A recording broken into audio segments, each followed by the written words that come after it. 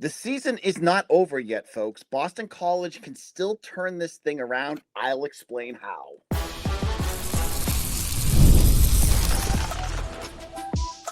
You are Locked On Boston College, your daily podcast on the Boston College Eagles.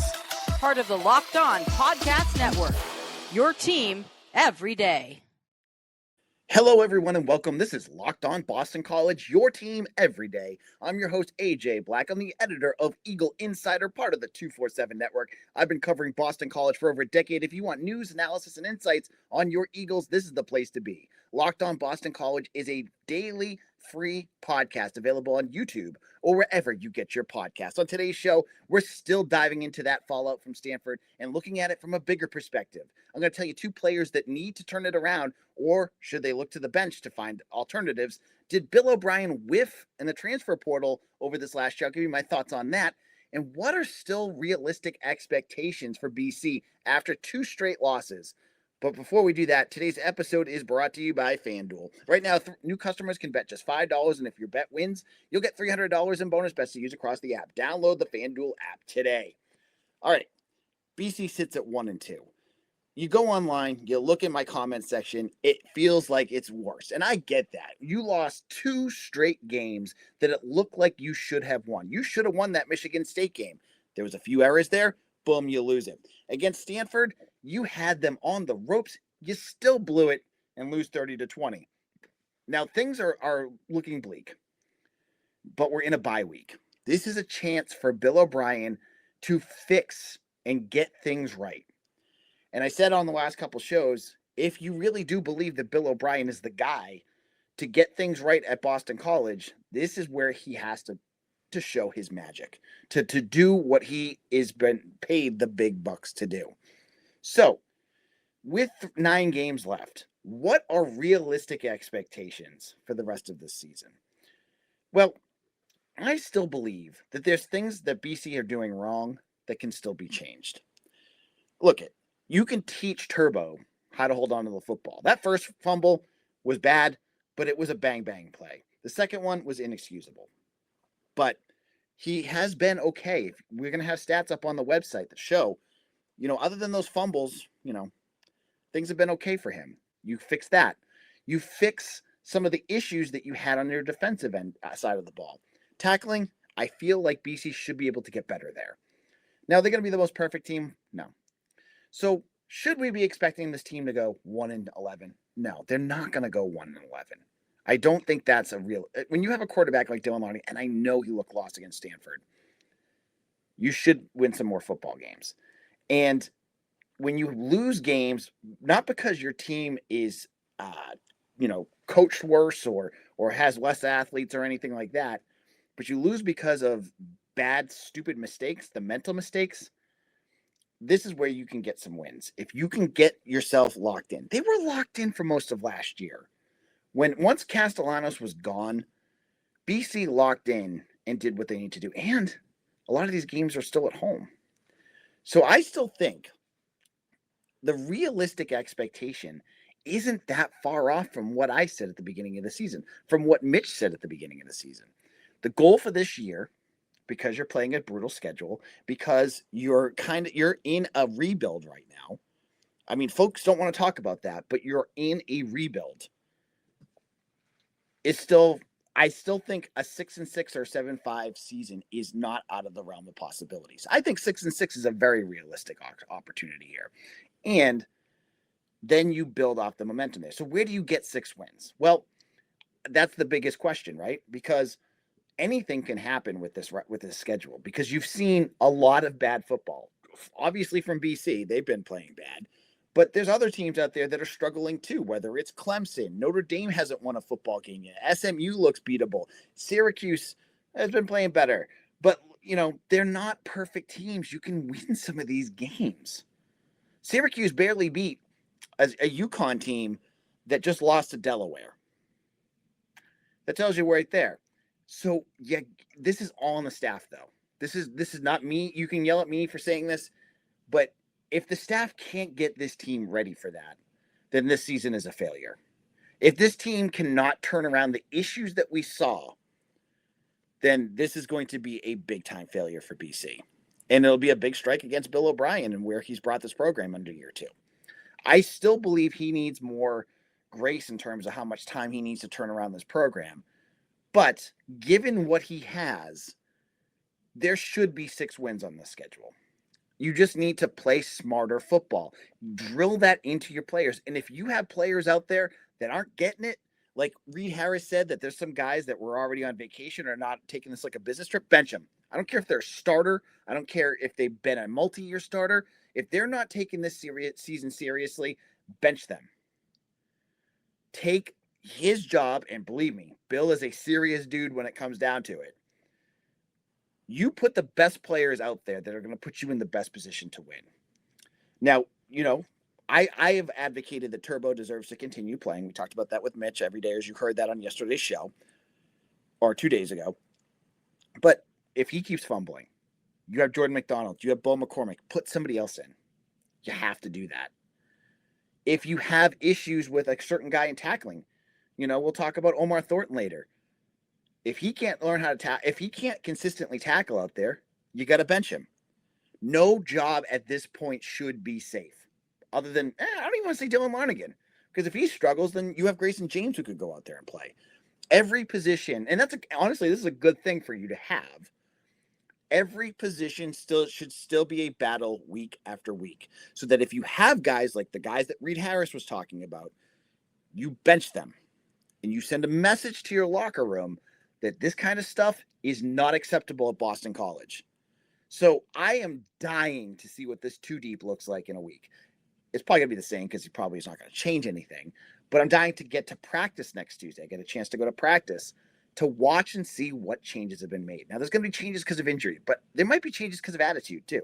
When you have a guy like Castellanos who, quits on your team, he's out of there fast. I don't know what kind of conversations O'Brien's having based off of the comments that they've had, but they need to be serious. They need to buckle down, because if you let this kind of insidious, not taking things seriously attitude permeate everything that you're doing, you're going to lose your season. You're going to have a 2-10 season, a 3-9.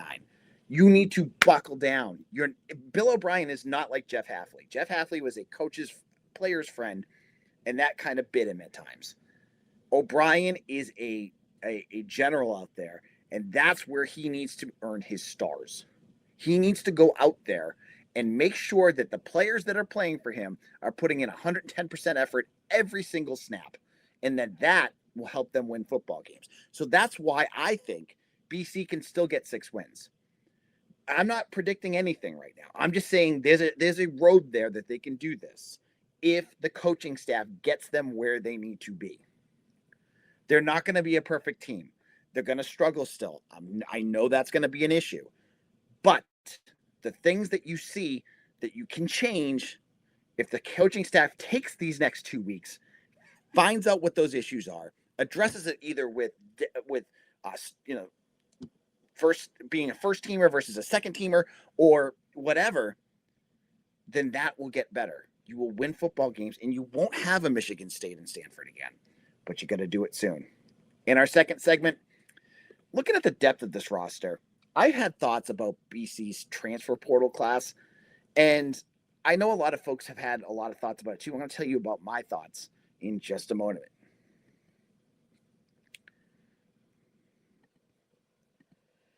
Mazda craft cars for those who that do more than simply move. Mazda delivers confidence with every ride, with more IIHS Top Safety Pick Plus awards than anyone else as of August 2025. From footwork to breathwork, athletes sweat all the details. Mazda brings the same intention to how we craft every model. You can make every drive feel like something more. From the smooth handling to the intuitive controls. With all-wheel design standard in every crossover SUV, you can drive with confidence through almost any season. Like our players, we sweat every detail, because when you move, you make every move count. Impossible becomes irrelevant with Mazda. Move and be moved.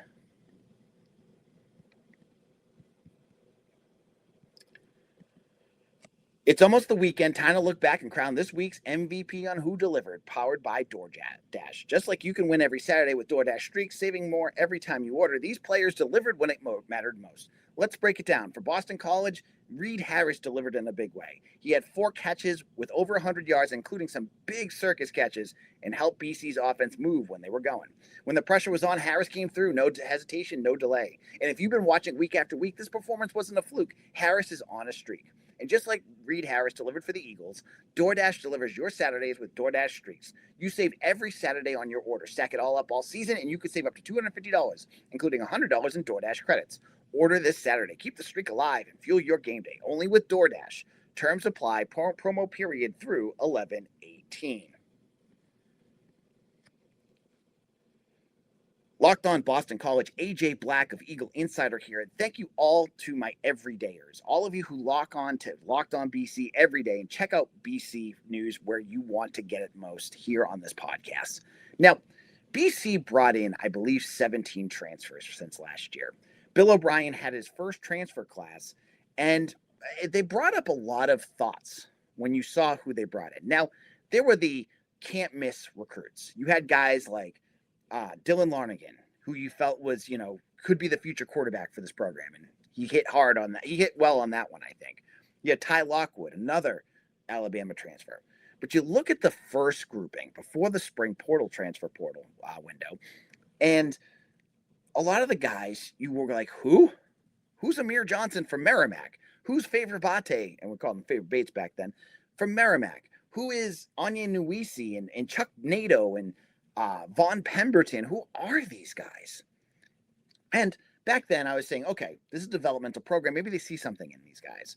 And it's going to be, FCS level players that you're bringing in and hoping to coach up. We're now 3 weeks into this season, and many of these guys have played one game. Dylan Lonergan obviously was a home run because he's your starting quarterback, and he looks like he has a lot of potential. And, he had a growing pain moment against Stanford, but I still think he's going to be their future your program.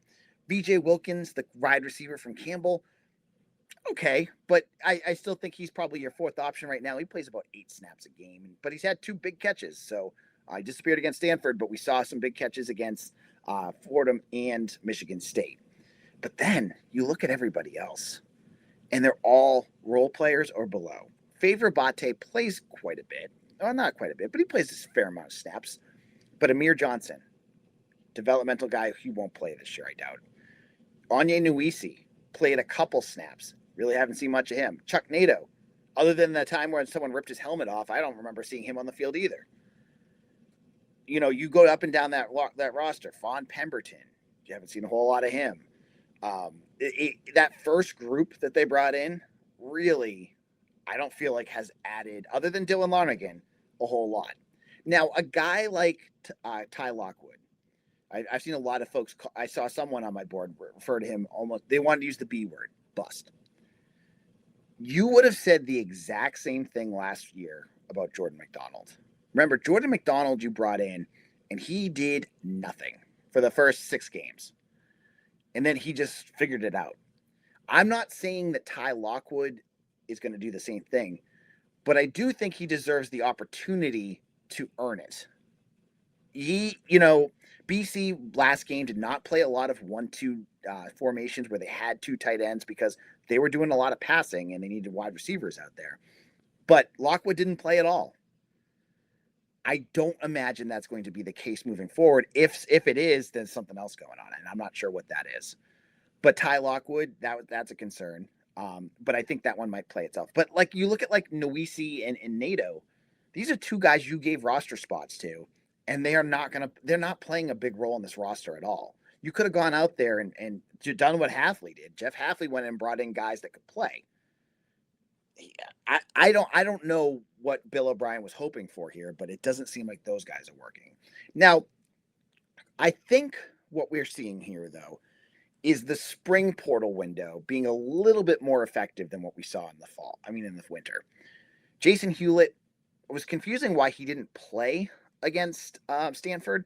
I think they meant more with Owen McGowan, who just knew the system, and they were not playing against elite athletes, so they went with McGowan more there. But Hewlett has played quite a bit. You brought in Chris Marable, who has been a spot starter / rotational guy at defensive tackle. Both Power 5 guys. Mekhi Byerson, he's going to be ready, I think, next year. And I think that's what you brought him in for. And those were your big ones that you brought in. So I think what we're seeing here is that I imagine that Bill even saw that his idea for the winter transfer portal didn't work all that well. You didn't get the impact players that you need. You brought in Amir Johnson, who could be good next year. You brought in some other guys that just aren't going to play. And then he went for the Power 5 guys. So my hope is that next year, either you're going with FCS guys that are definitely going to play, who have big histories of playing, or you just go for the Power 4 guys again. But what I need to say about all this is I still think there's a little time left here before we start judging that Bill doesn't know what he's doing in the portal. Because I still think there could be a Jason Hewlett that really stands out, or Chris Marable, or VJ Wilkins. And if you hit on 4 or 5 guys, that's about as good as it gets sometimes. The rest should be coming from recruiting. I do think I'd love to see him improve, though, there. I don't think it was the best use of the transfer portal other than Lonergan. I think I really do think that I like the way Hafley addressed it better. I'm just going to say it.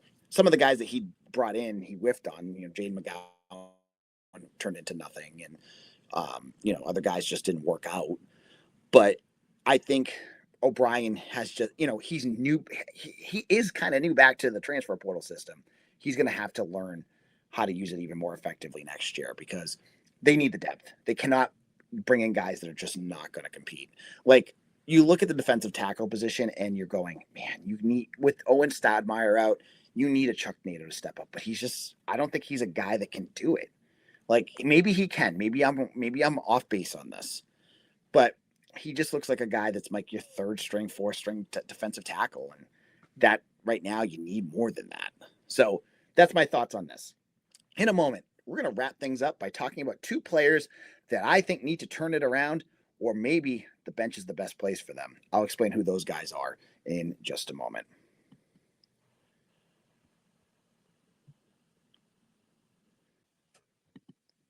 Most people can't name all their financial accounts or even what they're worth, whether it's 401ks, properties, or investments. And when you don't have the full picture, you can end up leaving money on the table. That's why there's Monarch Money. It's an all-in-one personal finance tool that brings your entire financial life together in one clean, easy-to-use interface on your laptop or your phone.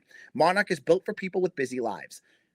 If you put off organizing your finances, Monarch is for you. Monarch does the heavy lifting for you. You can link all your accounts in minutes, see clear data visuals, get smart characterizations of your spending, and finally feel in control of your money. I spend too much money going out to eat, and it's been something that my family's been working on, and Monarch Money was able to help me track how much I was spending so that I can make better goals and save that money, for my kids' college fund. And it helped tremendously. My wife loved it too. Don't let a financial opportunity slip through the cracks. Use code LOCKEDONCollege at monarchmoney.com in your browser for half off your first year. That's 50% off your first year at monarchmoney.com with code LOCKEDONCollege. The Charitable Irish Society has been part of Boston's history since 1737, making it the oldest Irish society in the Americas. With deep ties to Boston College, its leaders and members continue a proud tradition of service. Today, the society is still living its mission, raising thousands of dollars each year to help immigrants in need, Irish and non-Irish alike. Last year, their support helped a family from North Ireland who faced a medical crisis and couldn't cover rent and bills. You can be part of that impact. Membership is just $75 a year, and it goes directly to helping families when they need it most. And mark your calendar. The annual Silver Key Dinner is coming up October 29th at the UMass Club, honoring Archbishop Henning. Get your tickets for the annual Silver Key Dinner and join the Charitable Irish Society today at www.charitablеirishsociety.org.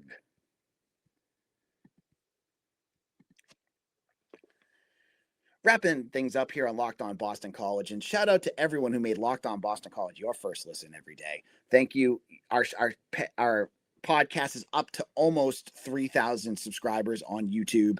We have more listeners than ever before, and you guys are the MVPs. Thank you all who have made us your first listen every day. It really does mean a lot to me. And if you want a second listen, check out Locked On ACC with Kenton Gibbs and Alex Dono. It's available on YouTube or wherever you get your podcast. Now, on Eagle Insider today, I wrote an article about some players I think just that need to turn things around and really step things up if Boston College is going to turn this season around. And I wanted to give you two of my names. And maybe they're not surprises to you. You probably have watched the games and go, what's going on with that guy, AJ? Well, I want to talk about these guys. The first guy that really needs to turn it around, or maybe we need to see a change here, is Omar Thornton. Omar Thornton has really struggled. I loved watching this kid at camp. I remember telling you all when, all everydayers out there, when I was at camp, he'd go up against Jordan McDonald, and Jordan McDonald outweighs him by like 30, 40 pounds, but he was fearless and go out there and hit him every single practice. Stuff, run stops, didn't matter. That physicality has almost kind of come back to bite Thornton, who seems to have lost the fine art of tackling in order to try to make these big hits. And I think he just needs to wrap these guys up more because he's certainly in the right place a lot of times. It's just not happening. He had 5 missed tackles against Stanford. 5. That's unacceptable. And the reason why I think he's going to turn it around is he's starting over another guy who has started at free safety, and that's Carter Davis. Look, what happened with Thornton, he was the lowest rated player against Stanford. He's going to turn that around fast because if you can't get him to do what you want him to do, you've got to go with Carter Davis here because that issue is going to be a bigger problem when you play better teams. If you're missing tackles, against, Clemson's running back or Isaac Brown of Louisville or Jeremiah Love, you're going to get smoked. You got to figure that out. So I look at Omar Thornton and say, look, there's a lot of talent there. He's only a sophomore. He's learning. I get it. But the mistakes he's making are so detrimental to the team at this point that BC needs to figure this out because if he can't get that going, you really should consider Carter Davis because Carter Davis, I think, played like 18 snaps against Stanford. He needs to be playing more. He really does. He's not perfect. I'm not saying he's perfect, but he's definitely, I think, either just a change, like just see if it works better, or he could be even better. Second player, I think that needs to turn it around is going to have to be Turbo Richard. I mean, I'm speaking to the choir here, but one thing that I thought of that surprises me, look, I said before, I can excuse the first fumble. It was a bang play. It stunk, but it happens. Second one, I have a harder time saying that was an accident. Like, you got to be more careful than that. Where's Jordan McDonald? Like, I get that Jordan McDonald may be a little bit slower, and the way that this offense is running, it might be harder. But, like, especially when at, 4th and 1, like, I know you folks out there are going to go, hey, Jay, have him line up behind center. Yeah, that ain't going to happen. I've been to enough practices. When's the last time BC has done that? Maybe they'll figure it out at some point, and maybe that's what they'll go with. I mean, I'd love to see them do the tush push, but whatever. I don't think that's going to be in the cards. That being said, Jordan McDonald should be your goal line guy. He really should be. I don't know why they go to Turbo, who, yes, he's built like a truck. Yes, he's big, like physically big, but he's a smaller guy. He's like, 5'10"? Jordan McDonald's like 6'2". He should be your goal line guy. So I don't think that Turbo should be benched. I don't, because I think he is your best running back. I'm not ready for Bo McCormick. I don't think Alex Broom's the answer. And Mekhi Dodd, it hasn't had enough experience yet. Maybe he becomes that guy at the second half of the year. But I look at Turbo, and I say, this is a guy that has to turn it around soon.